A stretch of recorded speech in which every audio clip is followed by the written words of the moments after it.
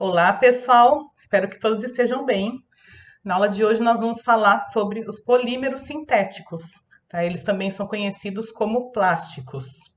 Então, esses polímeros são macromoléculas, ou seja, moléculas muito grandes, formadas pela união de unidades repetitivas menores chamadas monômeros, tá? Então, os monômeros vão ser vistos, né, na estrutura do polímero repetidas vezes, tá? Podendo ser centenas, às vezes até milhares de vezes. E como nós estamos falando de polímeros sintéticos, né, nós vamos nos referir especificamente daqueles que são produzidos artificialmente, né, seja em laboratório ou até mesmo na indústria.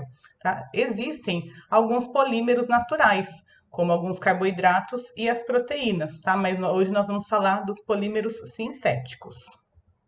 Então, os polímeros sintéticos podem ser divididos em dois grandes grupos de acordo com as suas características físicas. Então, os termoplásticos são aqueles que podem ser moldados quando aquecidos, ou seja, a gente aquece, o plástico derrete, entre aspas, né? Ele fica líquido ou pastoso, e assim, dessa forma, ele pode ser moldado, tá? Então, grande parte dos plásticos que nós utilizamos no nosso dia a dia tem essa característica. E existem também os polímeros que são termofixos, que são aqueles que depois que a polimerização ocorre, depois que eles são sintetizados, eles não alteram a sua forma com o aquecimento. Então, por exemplo, a baquelite que é usada no cabo de panelas, né, tem essa característica de não derreter quando é aquecido. A borracha vulcanizada que é utilizada para fazer pneus também tem essa característica, né? Então, muitas vezes, né, dependendo da utilização desse plástico, é desejável que ele tenha essa característica. E os polímeros sintéticos também podem ser divididos em dois grandes grupos, de acordo com o tipo de polimerização pelo qual ele passa para ser produzido. Então, eu vou falar sobre esses dois tipos e também vou dar alguns exemplos de utilização de cada um deles. Tá? Então, primeiramente, na polimerização de condensação, ocorre a eliminação de pequenas moléculas, né, na maioria das vezes a água. Então, quando os monômeros se unem, né, ocorre uma reação química em que é eliminada pequenas moléculas de água. Tá? Vamos lembrar que os polímeros naturais, né, as proteínas, alguns carboidratos, também são polímeros de condensação. Tá? Quando dois aminoácidos se juntam, né, se unem, ocorre a eliminação de uma molécula de água. Então, isso também ocorre com alguns polímeros sintéticos. Vou mostrar aqui alguns exemplos para ficar mais claro. Então, aqui, por exemplo, nós temos a poliamida, que tem o nome comercial de nylon. Então, ela é formada, né, no caso, o nylon 6,6, né, porque existem vários subtipos, né? Ele é formado pela união do ácido adípico, que é um ácido dicarboxílico com 6 carbonos, e é formado por essa amina chamada hexametileno-diamina, porque tem 6 carbonos também na cadeia e 2 grupos NH2. Tá? Então, daí que vem o nome nylon 6,6, né? Porque são 6 carbonos no ácido adípico e 6 carbonos na amina. Então, no processo de polimerização, a hidroxila do ácido adípico reage com um dos hidrogênios da amina, e daí é formada, né, eliminada uma molécula de água, e daí o carbono da carbonila se liga ao nitrogênio, então formando aqui a estrutura dessa poliamida. Tá? Então é um polímero de condensação, porque a polimerização ocorre mediante a eliminação de moléculas de água. Tudo bem, pessoal?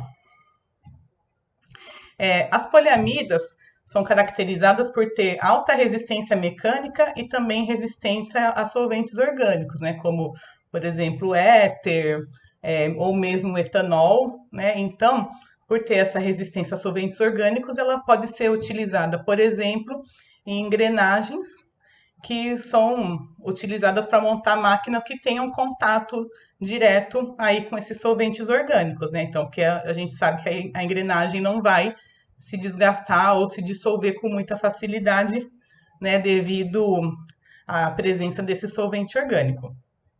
E a alta resistência mecânica também contribui para que ele seja utilizado aí como engrenagem. Né? Então, mas a polimida é muito mais conhecida por ser utilizada em fibras têxteis, né? Por exemplo, tecidos de cadeiras de praia, meia calça, ou mesmo vários tipos de vestuário. Né? Então, quando a gente compra alguma roupa que tenha tecido sintético, se a gente olhar lá e tiver escrito na etiqueta que o tecido contém poliamida, é esse polímero que eu acabei de falar. Beleza, minha gente?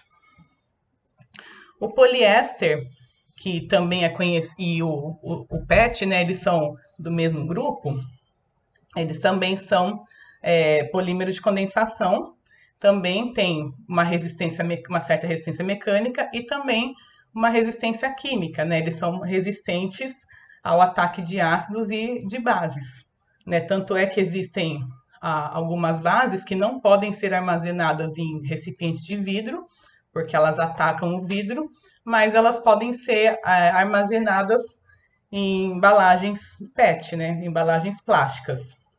Então, o nome PET significa politereftalato de etileno, né? Porque tem esse nome, porque ele é derivado da reação do ácido tereftálico e do etileno glicol, tá? Daí que vem o nome. Então, o ácido tereftálico tem um anel benzeno, tem duas carboxilas em lados opostos, né, na posição 1, 4, e o etileno glicol é um álcool com 2 carbonos e também 2 hidroxilas, uma em cada carbono. Então, novamente, é um polímero de condensação, porque a hidroxila do ácido tereftálico reage com o hidrogênio do etileno glicol, é eliminada uma molécula de água, então esse oxigênio do etileno glicol se liga à carbonila do ácido tereftálico e forma aqui a estrutura do PET, né, do politereftalato de etileno, né? Ele é classificado como um poliéster porque ele tem o grupo funcional éster na sua molécula, tá? Porque vamos lembrar que a reação de um ácido com um álcool resulta em um éster. Beleza, pessoal? Então, o PET, como a gente já sabe, ele é bastante utilizado na produção de garrafas plásticas, né, de água, refrigerante, enfim. Ele também é utilizado em algumas fibras têxteis, então, para se fabricar toalhas, camisas, a gente, de novo, né, é só olhar na etiqueta lá da roupa que a gente vê a composição do tecido, né, então existem vários tecidos que têm o poliéster na sua composição. O policarbonato tem esse nome por causa desse grupo aqui, que está marcado, né, de um carbono ligado a 3 oxigênios. Ele tem uma característica muito interessante, que além dele ser bastante transparente, ele tem uma altíssima resistência mecânica. Então, ele é uma das aplicações dele, né, que a gente menos conhece, é de ser utilizado em vidro à prova de balas, né, de bancos, né, e locais que exigem esse tipo de proteção. E o policarbonato também é utilizado em garrafões de água e também em alguns tipos de coberturas plásticas, né, aqueles toldos transparentes né, contém policarbonato na sua composição. As poliuretanas, né, também são polímeros de condensação e são bastante utilizadas para fazer espumas, né? Então, protetores auriculares, aquelas espumas de proteção, tá? Eles são utilizados aí a poliuretana. A aramida, que tem o nome comercial de Kevlar, ele é uma poliuretana aromática e ele tem como característica uma altíssima resistência mecânica. Ele é uma fibra muito rígida, tanto é que ele é utilizado para se confeccionar coletes à prova de balas e roupas de bombeiro, né? Porque ela tem uma resistência térmica também muito grande. Apesar de ser um plástico, ela não se funde facilmente, ela resiste bastante aí a altas temperaturas. E os silicones, pessoal, também são polímeros de condensação. É claro que aqui eu estou dando um exemplo bem genérico, né? Mas existem muitos e muitos tipos de silicone que têm propriedades distintas entre si. Então, existem silicones que são mais fluidos, silicones que são rígidos à temperatura ambiente, que têm maior resistência mecânica ou maior resistência térmica. Então, os silicones, né, como o próprio nome diz, eles têm o elemento silício na sua composição, e tanto o tamanho da cadeia quanto a identidade dos grupos substituintes aqui, que são ligados no silício, é que vão determinar justamente as propriedades físicas desse silicone. Tá? O polifenol ou baquelite, né, que eu tinha comentado no começo da aula, que é um termofixo, ele também é um polímero de condensação. Ele é formado a partir da reação do fenol, né, que é o anel benzeno ligado a uma hidroxila, e o formaldeído. Tá? Então, esse polímero aqui, ele tem uma resistência muito alta à temperatura, tanto é que ele é um termofixo, tá? Ele não se deforma, não altera suas propriedades mesmo em altas temperaturas, né? E ele tem um isolamento térmico razoavelmente alto, né? Porque ele justamente é um material desenvolvido, né? Um cabo de panela, ele não pode se aquecer muito, né? Ao receber calor, senão ele queimaria aí as nossas mãos. Então, agora falando um pouquinho sobre polímeros de adição, os polímeros de adição são aqueles em que os monômeros têm ligações dupla entre carbonos, e durante o processo de polimerização, essas ligações duplas são quebradas, então originando ligações simples, e daí os elétrons que participavam dessa ligação dupla vão formar ligações com os monômeros vizinhos. Então, aqui eu coloquei um exemplo bem genérico, tá? Mostrando a ligação dupla. Então, aqui eu destaquei os dois elétrons que fazem parte da ligação π, da ligação dupla, porque a ligação ela é formada por uma ligação sigma e uma ligação π. Então, os dois elétrons da ligação π, eles acabam se separando, né? E eles formam uma ligação com o monômero vizinho. Então, por exemplo, esse elétron que estava aqui, pertencente a esse carbono, forma uma ligação com esse outro elétron aqui, e aí os dois monômeros vizinhos, eles se ligam um no outro. Então, na polimerização, né, esses elétrons que eram π formam ligações novas com os monômeros vizinhos, e daí o polímero, ele passa a ter essas ligações simples, né? Então, as ligações duplas que pertenciam ao monômero, elas passam a não existir mais. Então, de maneira genérica, né, representando uma equação química, se eu tiver um número n de monômeros, eu vou ter, e eles sofrerem esse processo de polimerização, eu vou ter um polímero com n unidades repetitivas e que tem apenas ligações simples aí na sua cadeia. Claro, né, ligações simples se o monômero tiver apenas essa única ligação dupla. Se o monômero tiver mais de uma ligação dupla, aí o polímero ele pode ter ligações duplas também. Então, eu vou mostrar alguns exemplos disso daqui. Então, vocês também podem ter percebido que no polímero de adição, o único produto da reação é o próprio polímero, tá? Então, não ocorre eliminação de moléculas de água igual ocorre lá nos polímeros de condensação. Então, aqui, para mostrar alguns exemplos, né, o polietileno é um dos polímeros mais utilizados, polímero de adição utilizados, porque ele é utilizado na fabricação de diversas embalagens que nós consumimos, né? Então, como garrafas de produtos de limpeza, né? Bombonas, a famosa sacolinha de supermercado é formada por polietileno, tá? O Teflon, né? Que é o nome comercial, mas o nome dele é tetrafluoretileno, ele é bastante utilizado como fita veda-rosca e também em revestimento antiaderente de panelas. Tá? Então, ele tem essa característica de ter uma baixa... Ele se adere, né, no processo de polimerização, ele se adere ali à superfície da panela, mas ele forma uma camada que é antiaderente. Então, por isso que ele tem essa aplicação.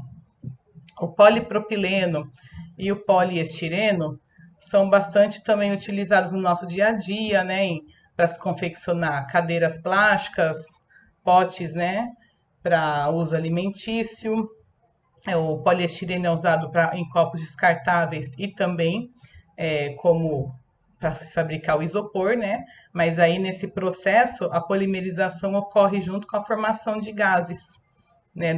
Na mesma etapa. Então esses gases vão fazer o poliestireno se expandir e daí formar o isopor que tem essa estrutura aí menos densa, que favorece tanto o isolamento térmico quanto também a resistência, ajudar a embalar objetos frágeis, né, para ajudar na resistência contra impactos. O policloreto de vinila, que é conhecido como PVC, tem várias aplicações na construção civil, como encanamentos e forros, né? E também utilizado em algumas embalagens de alimentos. A acrilonitrila, que é chamada de fibra acrílica, é bastante utilizada na fibra têxtil. O poliacetato de vinila, que é conhecido como PVA, serve como base de colas e de algumas tintas. E o metacrilato de metila, que também é conhecido como acrílico, por ele ter uma certa transparência e uma resistência mecânica grande também, ele é bastante utilizado na indústria automotiva e também para se fabricar essas peças transparentes. Né? Os elastômeros, né, são uma outra classe de polímeros que eles têm, né, como o próprio nome diz, uma certa elasticidade. Então, essa elasticidade também está associada com resistência mecânica e resistência ao impacto. Então, os elastômeros são popularmente conhecidos como borrachas. E eles têm a característica de o monômero tem duas ligações duplas, né? E no processo de polimerização, né, mesmo depois que o polímero é formado, ele continua tendo ligações duplas. Então, essas ligações duplas acabam sendo responsáveis por essa elasticidade do material, tá? Então, o isopreno, ele é a borracha natural, né? Ele é formado a partir da borracha natural, né? Do látex. Então, ele é bastante utilizado para se fabricar luvas de látex, né? Alguns tipos de tapete antiderrapante. O polibutadieno é bastante utilizado na fabricação de pneus. E o isopreno ou neopreno também é bastante utilizado para se fabricar roupas de mergulho, aquelas lancheiras, né, aqueles cases de computador também, né? O neopreno é bastante utilizado para isso. E ele tem uma característica bem interessante também, que é a alta resistência a solventes orgânicos. Pessoal, existem plásticos que nós chamamos de homopolímeros, né, que são formados por apenas um tipo de monômero, mas também existem os chamados copolímeros, que são formados por dois ou mais tipos de monômero. Então, por exemplo, essa borracha aqui, essa borracha sintética, ela é formada pela união do butadieno e do estireno. Então, isso traz características físicas bastante interessantes para esse tipo de material. O EVA, que é utilizado para fazer aqueles tapetes de escola infantil, né, aqueles enfeites que são utilizados em escolas de crianças, né, ele é formado a partir do etileno e do acetato de vinila, tá? Também é um copolímero. E a borracha vulcanizada, ela é bastante utilizada na fabricação de pneus porque ela tem uma resistência mecânica muito maior do que a borracha não vulcanizada. Então, esse processo de vulcanização foi criado pelo britânico Charles Goodyear, né? Daí vem o nome da famosa fábrica de pneus, né? Ela foi criada aí há quase 200 anos esse processo, né? E ele percebeu, né, o Charles Goodyear percebeu que quando a borracha é aquecida com uma pequena quantidade de enxofre, isso acaba dando uma resistência mecânica muito maior à borracha. E por que que isso acontece? Porque o enxofre vai formar ligações cruzadas entre as cadeias carbônicas da borracha, vai fazer com que o polímero seja mais rígido. Então, só esquematizando aqui embaixo, a borracha não vulcanizada é formada por várias cadeias poliméricas que elas estão, né, entre aspas, soltas entre si. Então, elas podem acabar deslizando umas sobre as outras.